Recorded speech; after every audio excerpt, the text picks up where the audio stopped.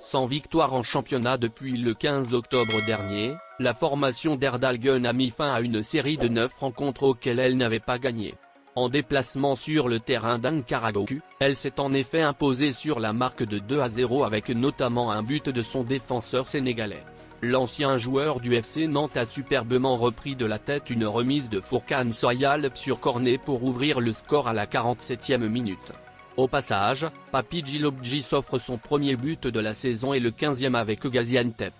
Au plan comptable, les Rouges et Noirs remontent provisoirement à la 11e place, avec 4 points d'avance sur le premier relégable.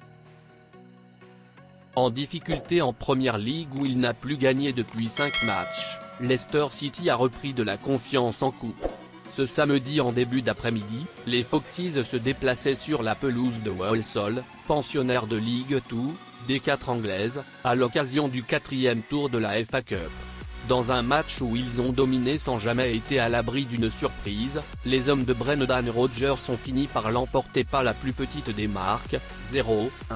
C'est Kelechi Iheanacho, sur un décalage de Nampali Mendy, qui a fait la marque en inscrivant un superbe but à la 68e minute. Une semaine après son match nul à domicile face à Giresunspor, Adana Demirspor a repris sa marche en avant en championnat.